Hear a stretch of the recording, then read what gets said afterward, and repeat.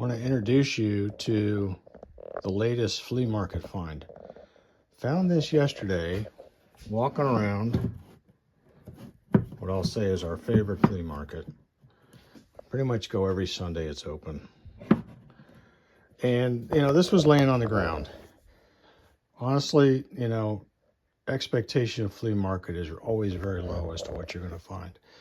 So we're kind of staring at it, trying to figure out what it is. It was a little hard to read anything in the conditions we were in. And it, as you see, it does have a dust cover on it. The dust cover was held on by one hinge, but I'll take that and set it aside. And we started trying to read what it was. And I was able to pick out the fact that that's a Sansui emblem right there. And it's the older Sansui emblem. So that immediately got my attention. We really couldn't read the model number very well, but I did see it was SR-40 something. So I know enough about Sansui turntables to know it was probably a belt drive. But I did notice, I hadn't seen this yet because of the way it was laying. But what I noticed is it had the head unit. I could see the head unit had Sansui written on it, so I knew that was the original head unit, which is cool. And I could tell by the size of the thing, this is probably a pretty nice unit. We knew it was loose from the base, right? At the time, we didn't understand that the base was part of the turntable. We thought it was another piece of equipment, honestly. So we asked the guy what he wanted for it. He said 20 bucks, and I quickly gave him a $20 bill. I noticed both the hinge that was not on it was laying there, so I knew both hinges were here, which is great. I could tell there was a cartridge in the head, although I didn't know what it was. Turns out it's a realistic. It has a Shure needle on it.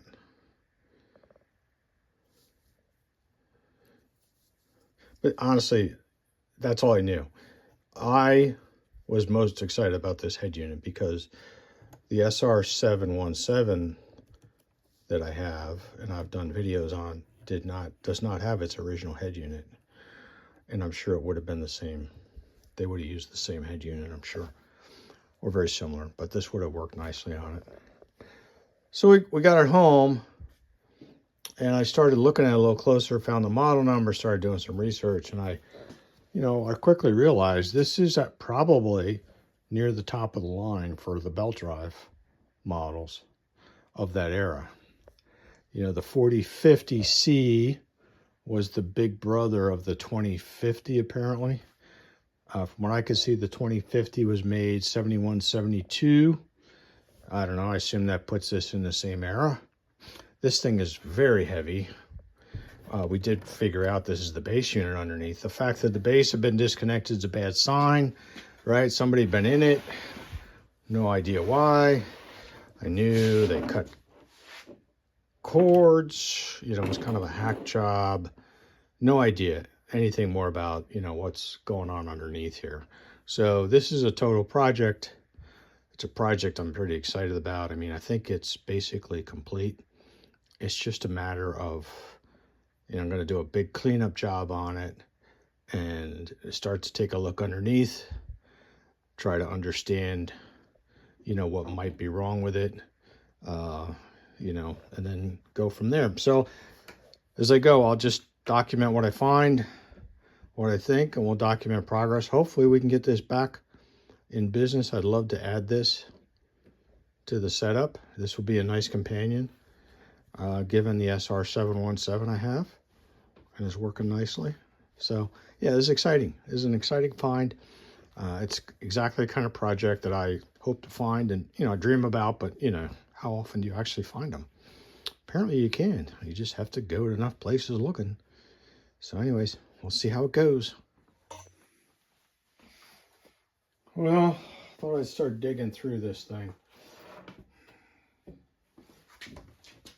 Just see what's going on. I'm not entirely sure where to start.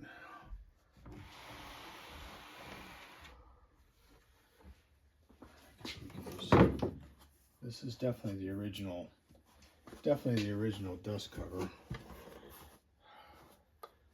Overall, it's in reasonable shape. There's one pretty nasty scratch here. So I think I'll be trying to buff this eventually. See how that works out. It's heavy. A lot of weight to this thing. I'll just try to do a little bit of cleaning.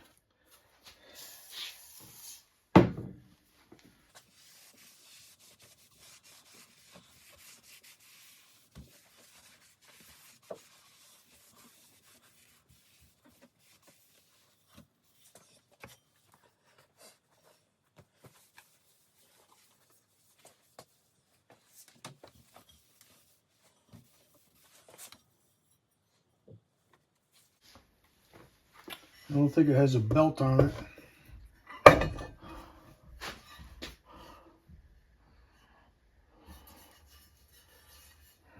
Boy, that's really rusted out. Yikes. I assume this is the drive here. So we definitely gonna need a belt. It says oil goes in here. Yeah, don't know what I'm gonna do about this. Where was this thing stored?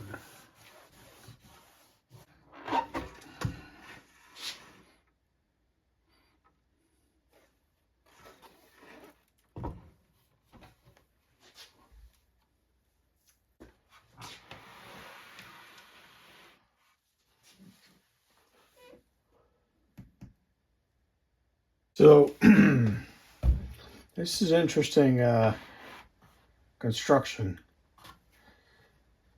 It reminds me of the Gerard 301 in that this plate really holds everything. And this plate is mounted in this outer plinth. I'll call it a plinth.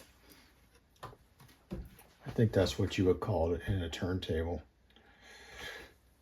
But all the electronics mechanisms are hooked to this metal plate. That metal plate connects into the plinth with these right here. I assume these are some kind of a suspension mount or something. I'm not quite sure. Something doesn't seem complete here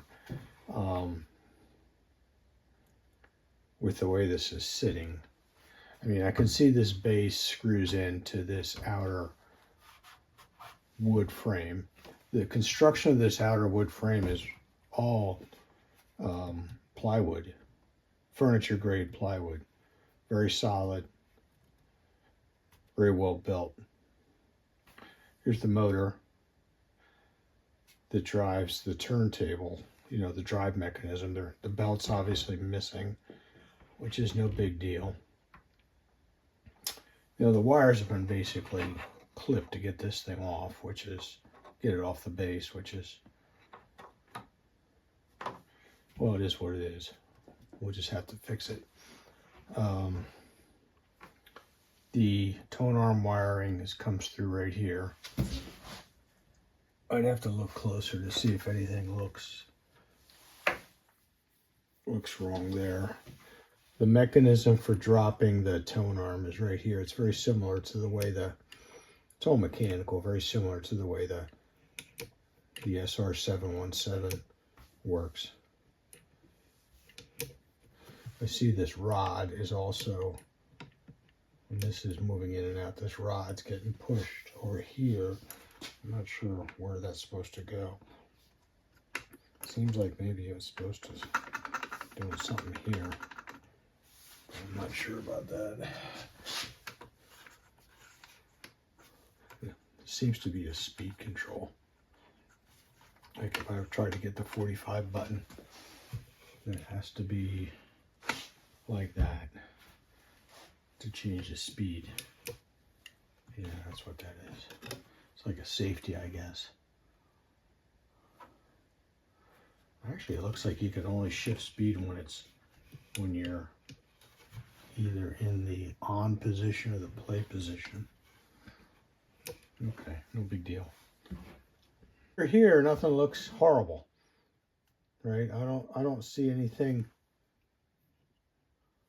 that looks like it was in water. Nothing like that. I mean, this is filthy underneath here. I mean, I don't know where the heck this was sitting, but I'll take this out, hose this off, get that cleaned up good. But I mean, honestly, what bothers me the most with this is all this rust in here. That spilled there or what? It could be that simple, but I mean, she's rough. I mean, honestly, with the ideal thing would be to get it disassembled, strip, this and this, repaint it, put it all back together.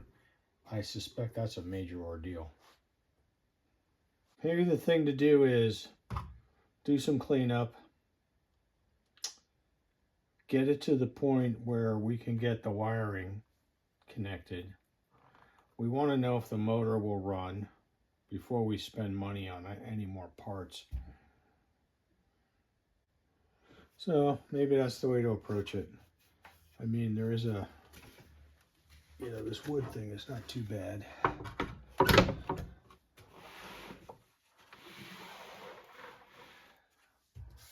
mean, this is pretty beat up here. All right, so I'm learning a little bit here. So I'll just document this quickly. So staring at this, figuring out how am I going to approach this, fixing this power cord. I guess I'm just going to splice it right here where all this damage is. I'm not going to try to chase it all the way back and figure out where it goes and do it from there. This is the spindle for the center of the platter. So that's interesting. There is a place up here on the top where you're supposedly put oil. It goes to here. And I was looking at these. I thought these were wires at first, but these are actually tubes. They come from that place where the oil goes. And what's interesting is this stuff that's coming out of the one tube. It's like a absorbent filament. And it looks like that filament's in this tube going up here to the top of the motor, and then this one over here going to the bottom of the motor. Never seen anything like that before. Don't entirely understand it, but that's okay. I've been pulling stuff out of here. I don't know if there are rodents in here or what. I don't know what's going on. Here's the speed mechanism right here. I mean, it moves okay. Crusty. It's crusty. Looks like this is actually the switch right here. Right there.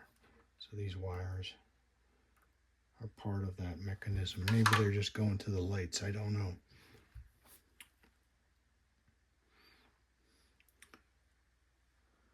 Did find a fuse in there. Also was looking at this cueing mechanism. This seems to be working correctly. I can see it pushing up on the cue right there. And then when I move this out, it slowly brings the cueing down, which would be correct. So that all seems okay. The wiring from the tone arm comes through here, works its way up into this junction box. Don't know what's in there yet, but you can see the wires going to the RCA jacks come out. These look like they were gnawed off by a weasel or something. Don't know what's going on there either. That'll have to be fixed. Otherwise, I don't see anything down here that looks like there's damage or rust or corrosion or anything. That all seems somewhat encouraging to me. So I started out by focusing on fixing that AC power cord. It was really mangled. No idea what happened there, but I just cut out the bad stuff and got some access to the wires, stripped them back, and I like to use those butt connectors. So that's what I did, and they work out pretty well as far as I'm concerned. So I was just poking around in here trying to take a closer look at things after I fixed that power cord. This blue wire that comes out of the tone arm is broken. I can see that. That's going to be a challenge to fix. Those are the smallest wires possible. But it has to be dealt with. So we'll have to figure out what to do about that. Well, I'm going to go ahead and plug it in and see if I can figure out if this motor will turn. I hear something turning. I hear something. Oh, it's actually turning. Yep, motor's turning. See my finger. There's the motor. I can feel it spinning. Now, let's come up here. Here's the buttons. I assume you can see that. So I have it on 45 right now. When I go to 33, notice the light doesn't come on. But let's look down here. So it's on 45 now. Watch this thing right here, which appears to be a guide. It seems to move the belt.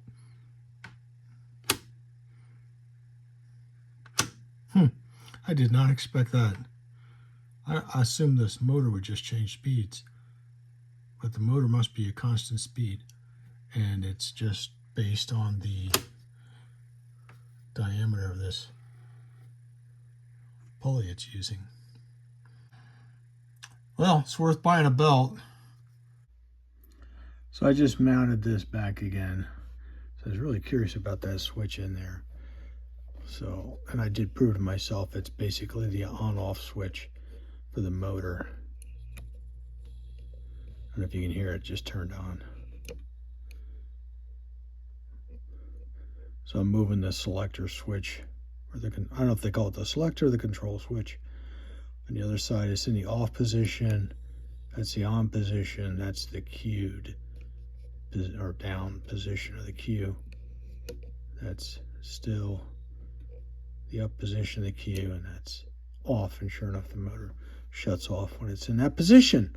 So I confirmed that. Just want to give you a close-up of this broken wire. So here's the blue one, you can see, and you can see I've got some excess underneath this piece of tape in here, so I'm going to get that excess wire free. So I got something to work with here. Well, I got the excess there, so I got a little something to work with. As you can see that, I actually stripped that with my fingernails. That is so fine, that wire. It's not a single strand either.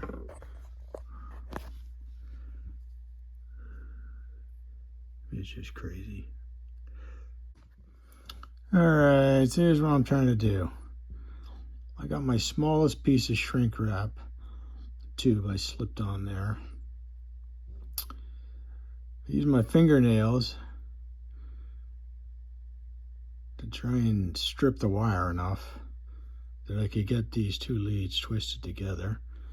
And now I'm going to try and I'll wait for my soldering iron to heat up. I'll try and get a little solder on that. And assuming I can get some solder on it, then I'll just try to slip it into that shrink wrap tube and shrink it, and we'll just hope for the best. Well, I did it. All I can do is hope for the best. All right, got you on the chest cam here. Just experimenting with these RCA cables. You can see I got the one kind of prepped here. What I found out is I could use a 12 gauge there to strip it.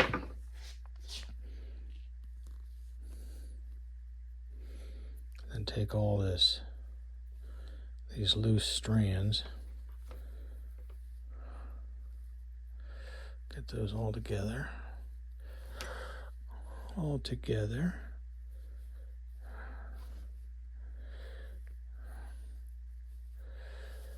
Bring them around, twist them.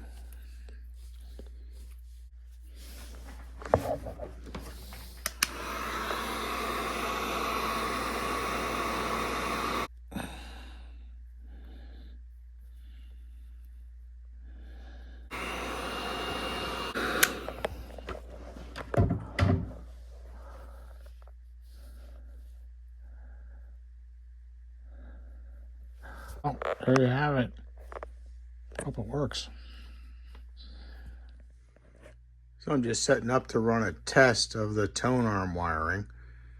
For me, seems the easiest thing to do is just try and hook it up and see if I get your music coming through. So, you know, I'm set up here to my test setup. There's my speakers up there. Turntable doesn't turn because I don't have a belt on it. But that's okay, we can still test it. And we don't need it to be plugged in for the tone arm to work. So this is the head unit and cartridge that came with it, but I kind of realized that this has a shot, missing, crashed stylus. So this is no good. So I went up and grabbed a known good head unit cartridge. This has a Audio Technica in it. I have another turntable. So we'll just slip that in here and use this for our test. Turn on the receiver.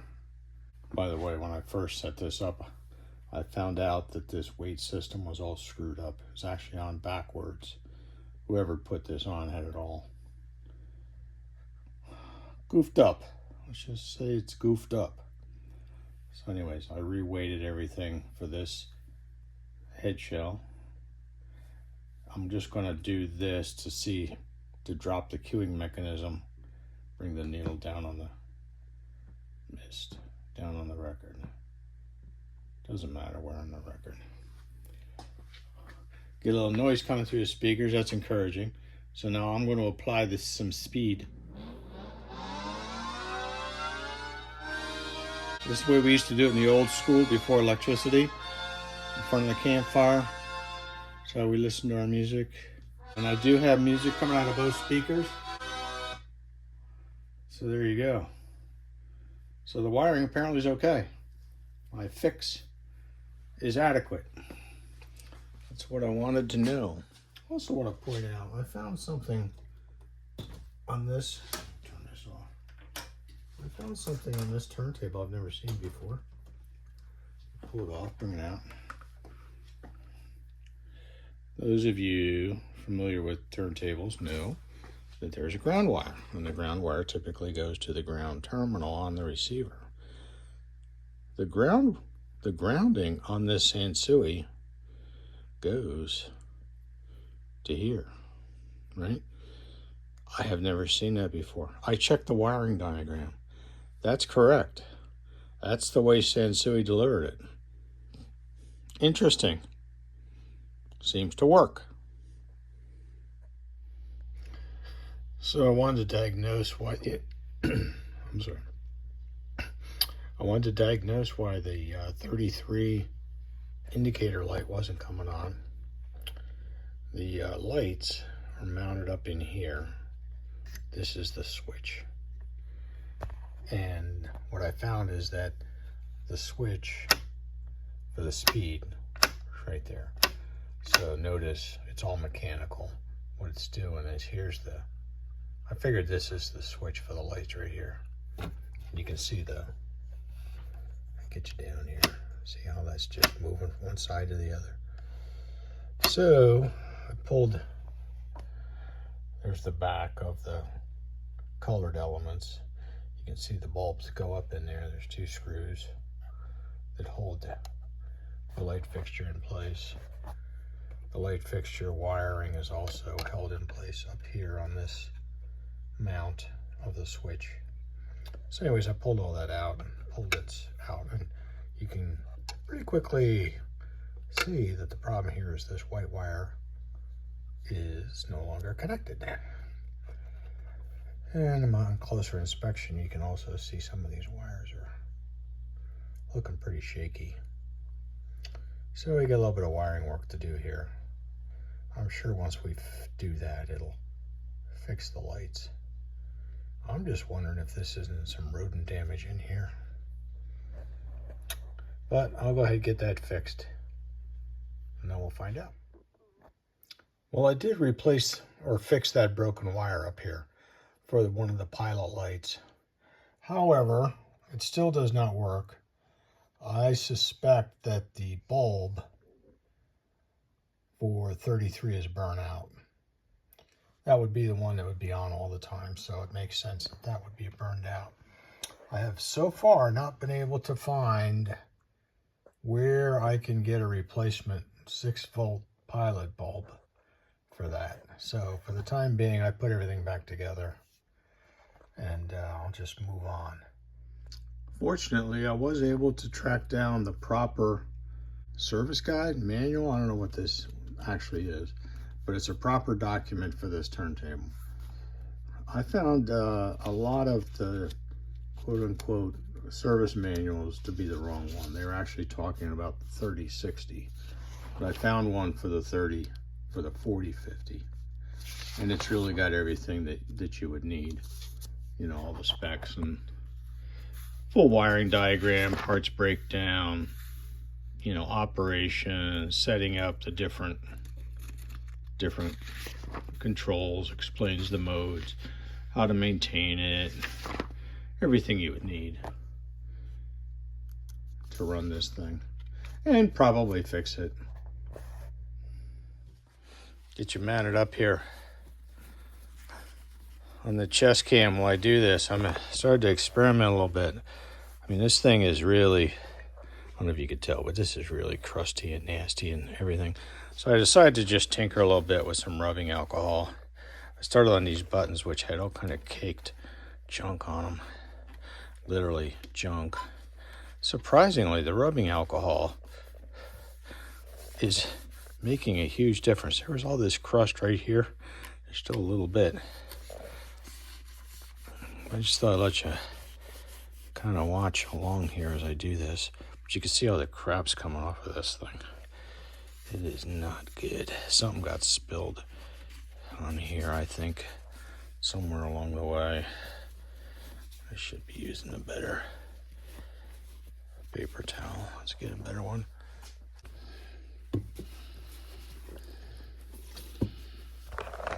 Just for yuck, so let's go up here.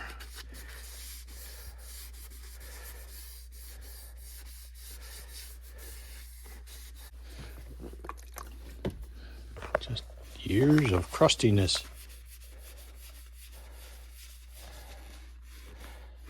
Years of crust. Little status update here. So I did, for first pass, I'm pretty happy with the way the surface of this is looking and feeling. There's still some places that could use a little more work, like back here. But, you know, generally it looks a whole lot better. And I started digging in here. There was a lot of crud. Somebody spilled something in here. And I used some alcohol to try to dissolve it. And then I scraped quite a bit, you know, and eventually I got most of it. I think I got all that residue of whatever it was that was spilled out of here. Some of the surface rust I scraped up, and I've been sweeping it up as I go. Here's some of the crap that I pulled out of there. So you can see it was pretty yucky. I think I'm gonna go grab some sandpaper and just start working in here carefully. I don't want to get a bunch of dust everywhere, but I do want to try and clean up this rusty area here and then figure out how I'm gonna go about trying to paint this and just make it look a little better. Here's another little trick that I have used. These Clorox disinfecting wipes. I have just used these as like a final cleaning thing. I mean, here's one I used. I just wiped everything off. You can see how nasty it is. So it picked up an awful lot of stuff. And you can see the surface of this thing does look a lot nicer now. I even used it on the wood. Now when I was done, you know, it leaves everything a little wet, so I just used some paper towels, dried it off, got all the excess off of there, but you know, it does a nice job, it really does. So why not? I just gave the platter a quick wiping down. Put the mat back on there. You can see this thing's gonna look very nice when we're done with it. I'm in here trying to get as much of this rust out of here as I can. I had this great reciprocating tool that would have been perfect for this, but it's broken. So I am using the attachment with the sandpaper and applying the reciprocation manually. What I'm trying to do here is get as much of this rust out of here as I can and making as little mess as I can. I'm trying not to damage any of the stickers, push any dust somewhere it shouldn't go. All right, just doing the best I can. What I got, turn on the vacuum, it's probably gonna be very loud.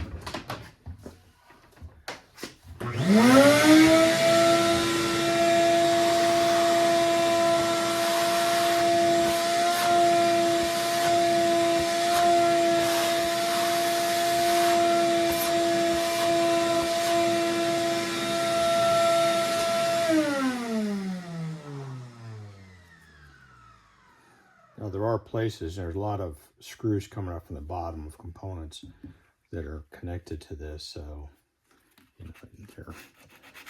they're in the way, but I'm not going to tear this thing apart. I decided there's more risk in that than there's upside from doing it.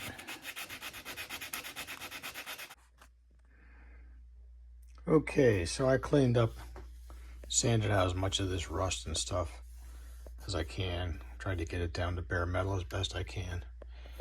And I decided my plan here is to use this Rust-Oleum rust reformer on all this remaining bare metal surface rust. I'm not gonna, do anything that has black on it because that's all good and I don't want to affect any of the stickers or anything. So, and I'm just gonna put that on with a brush. So I'm gonna spray this into an empty can, accumulate a little bit of paint, then I'm just gonna use a brush and slop it on there and let it do its magic with that remaining rust and create a base that I can come back and we'll see what it looks like, but I can come back, put a base, another coat of flat black paint over top of it if I think that will add any value.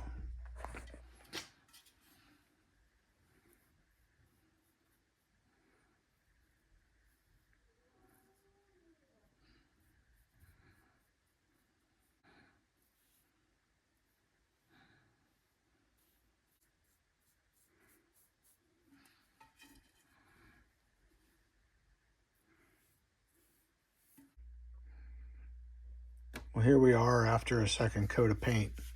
I think, given this is all hidden under the platter, it looks fine. All I'm trying to do here is keep the rust from getting worse, which I think I've accomplished that. And it looks decent, so. I was able to retain all the original, stickers and everything. I didn't have to touch anything there, so I think we're in good shape. Obviously, everything is hidden and we have the platter on. So I think we're looking good. I think we're making good progress here. There's a little damage here. Try and touch that up. So this is the dust cover that came with the Sansui that I'm currently trying to bring back to life. This dust cover is really nice, really heavy, thick plastic on it. It's in very good shape as far as dust covers go. But of course, you know, there are a few places where we've got some pretty good scratches on it. You can see one there, you can see one here, although I can't get my fingernails on that one. Really, the only one I get my fingernail on is this right here. The rest of it is just all pretty, really not a big deal. So I think this is going to clean up real easy. So I'm going to start with 1000 grit and focus that down here. I don't think the rest of this is going to really even take sandpaper, to tell you the truth. I mean, I guess I can hit it, some of it, but it ain't going to take much. So let's see how we end up. So I just got done sanding this with 1000 grit dry. Then I did 1500 wet and 3000 wet. So I'm ready to start polishing here. And by the way, I don't see any remnants of any scratches. So that's exciting. Okay. So I just finished up with this one. If you're wondering what polish I'm using, I use the same polish I've been using for over a decade on everything. Started using them on cars, using on furniture. Now I'm using on dust covers. So anyways, this stuff originally came from thechemicalguys.com. The coarsest one I used was the paint correction number 721. Then I used number 32, which is the, what does that say, extreme compound. That's probably not a lot different than the 721, but I suspect it's less coarse.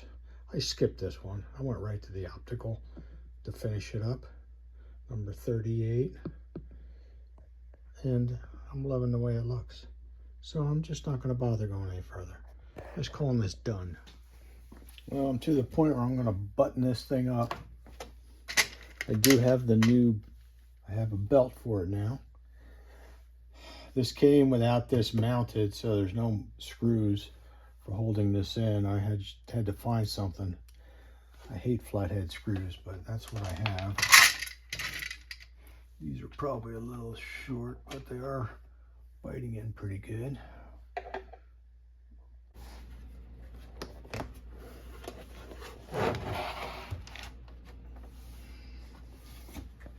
Try. Looking good. It's coming together. It's 23.16. No, 23.6 inches.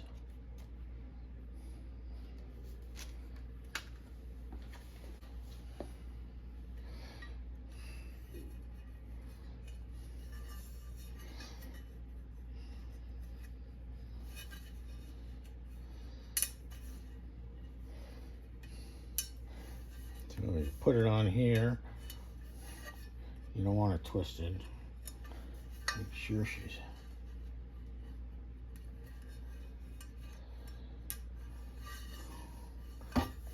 it, kind of like that.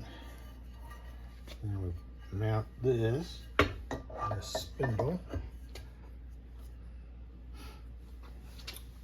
And then what we have to do is basically through here, pull the belt out, loop it around the motor capstan, the motor capstan. Okay.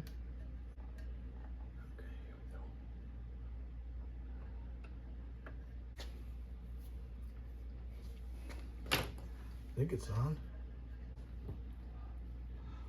Okay. There we go. We're spinning, baby. Now, is that 33? I don't know.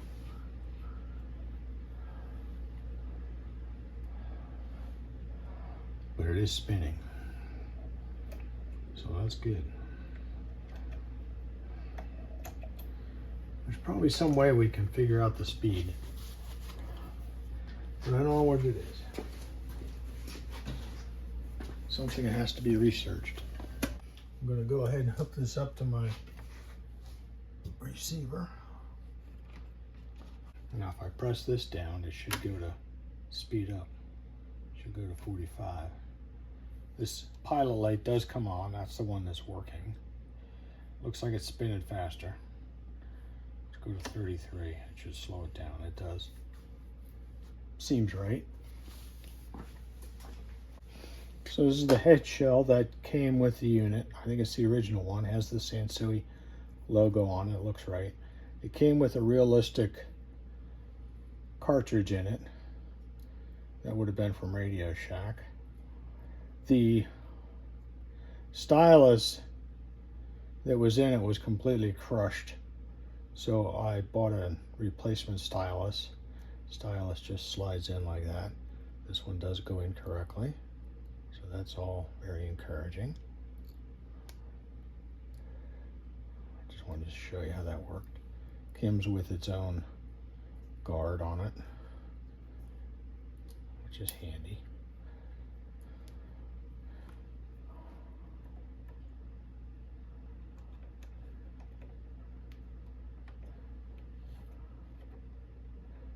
Okay, let's get a record.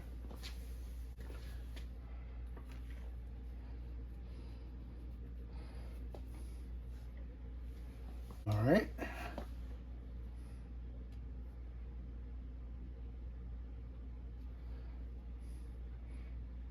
So I put this to play. It should drop the tone arm. It does.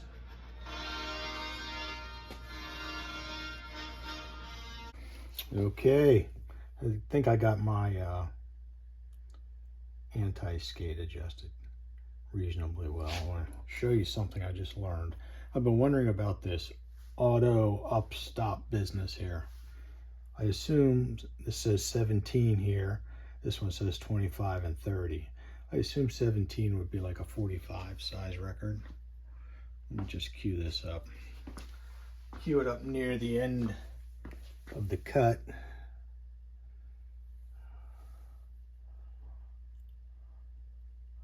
I'm going to turn the volume down so we don't get demonetized. But let's just let this run to the end and see what this thing does.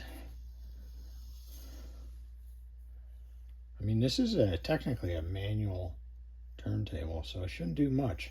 Okay, we're in the... Oh, see what happened? It senses position of the tone arm. It lifts it, turns it off. That's pretty slick. I like it. I like it. Okay, I had to scramble. Find some screws I could use to mount these hinges for the dust cover. So in theory, let's see if I got this right. Maybe I have these on wrong.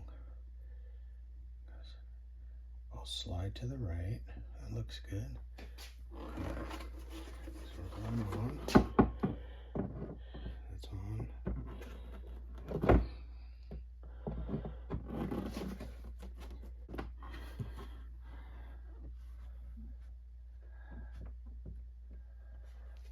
Okay. That's an adjustment here. So we do this.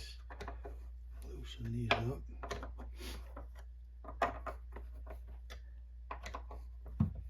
That's it.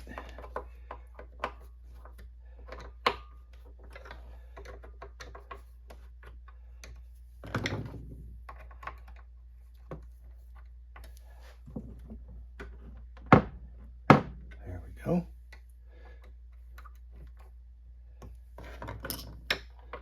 Real hodgepodge of screws here.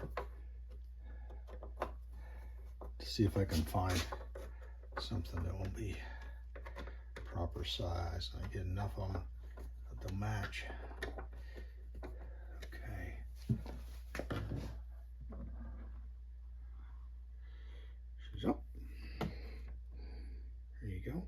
And she's down. Nice. Okay. Sweet. Okay. Looks like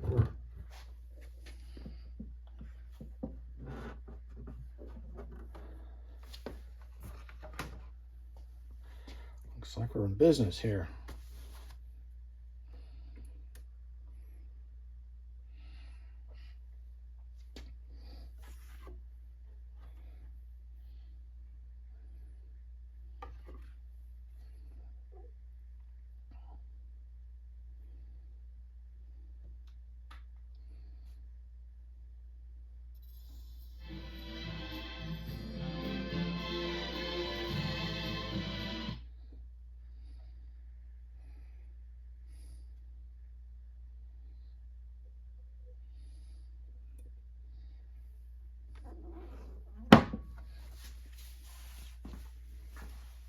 There we go. Zoom away. Nice. Pretty nice looking turntable, if I do say so myself. Well, what do I need to do yet? I definitely want to oil it. Right, we know that there's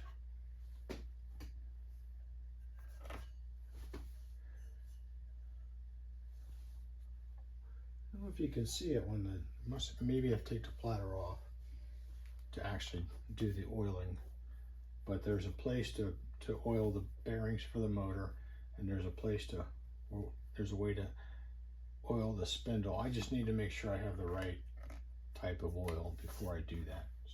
But otherwise, you know, I'm ready to do it. Other than that, I don't know what else that I really have to do here. A little cosmetic thing I repaired here. That's good enough. Top looks good. I could do a little cleanup here on this. But yeah, it looks good. I think it looks good. Another one for the, I think this one's a keeper. I'm not sure I want to sell this. I like it.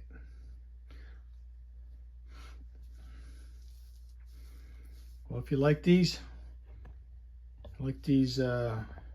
restorations, you want me to keep filming them, let me know. Give me some comments. Subscribe if you haven't. Give me a like. Thanks for stopping by.